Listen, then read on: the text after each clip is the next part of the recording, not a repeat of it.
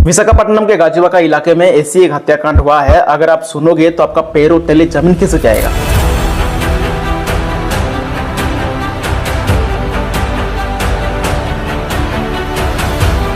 एक शादीशुदा नौसेना कर्मचारी अपनी गर्लफ्रेंड की हत्या करके उसके बॉडी को कई टुकड़े करके कुछ हिस्सा फ्रिज के अंदर डाल दिया और कुछ हिस्से को बाहर जंगल की तरफ ले जाके जला दिया ताकि सबूत मिट जाए।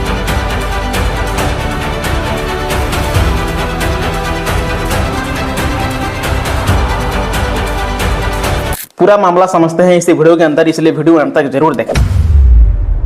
आज हम ऐसी घटना के ऊपर बात करेंगे जो किसी फिल्म कहानी से कम नहीं है। आंध्र प्रदेश की विशाखापट्टनम की गाजियाबाद इलाके से ऐसी एक घटना सामने आ रही है जो आप सोचने में मजबूर हो जाओगे। ये कहानी शुरू होती है साल 2021 को। रविंद्र नाम का एक 30 साल का लड़का जो कि इंडियन नेवी टेक्निकल पोस्ट में जॉब करता था, और एक दिन रविंद्र डेटिंग ऐप चलाते चलाते मोनिका नाम का एक लड़की से उसका पहचान हो गया। दोनों ने ऑनलाइन से बातचीत करने लगे, काफे में, पार्क में मिलने लगे और धीरे धीरे दोनों के बीच प्यार हो गया और ये दोनों शादी करने का फैसला भी कर लिया। तो इन दोनों का रिलेशनशिप करीब 3 साल तक चला और 3 साल के बाद साल 2024 में रविंद्र अपना घर चला गया अपने मम्मी पापा को मोनिका के बारे में बताने के लिए, लेकिन रविंद्र के परिवार वाले साफ साफ मना कर दिए और रविंद्र के लिए श्रीलक्ष्मी नाम का एक लड़की से शादी तय कर दिए। तो रविंद्र भी अपने मम्मी पापा का बात को सुन के श्रीलक्ष्मी से खुशी खुशी शादी कर लिया। तो धीरे धीरे रविंद्र और मोनिका का बातचीत होना बंद हो गया और पूरे 3 महीना के बाद जब मोनिका को पता चला कि रविंद्र का शादी हो गया है तो मोनिका कुछ नहीं बोली, सिर्फ रविंद्र से अपने पैसा वापस मांगी, क्योंकि रविंद्र मोनिका से कुछ पैसा उधार लिया था, जैसे कभी 50,000, कभी 30,000, कभी 20,000, कुल मिला के 3.5 लाख रुपया मोनिका से रविंद्र पैसा उधार लिया। तो मोनिका ने कहा कि मेरे सारे पैसा वापस कर दो, वरना ये सारी बातें मैं तुम्हारी वाइफ को बता दूंगी। तो रविंद्र मोनिका को हमेशा टालता रहा कि पैसा आज दे दूंगा, कल दे दूंगा। ऐसे करते करते पूरे 1 साल तक मोनिका को झूठ बोलता रहा, लेकिन पैसा वापस नहीं किया।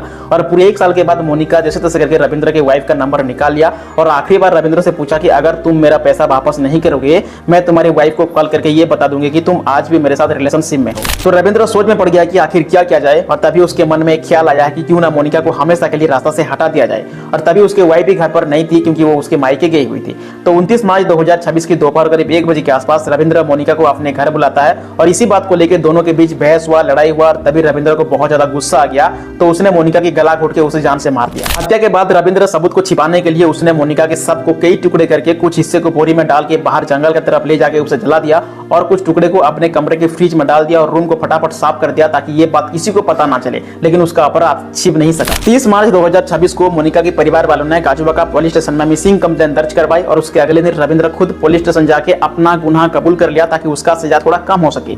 फिलहाल पुलिस उसे अरेस्ट कर लिया है और उसके कमरे में जाके जब जांच किए तो फ्रिज के अंदर से मोनिका की कटी हुई बॉडी मिला।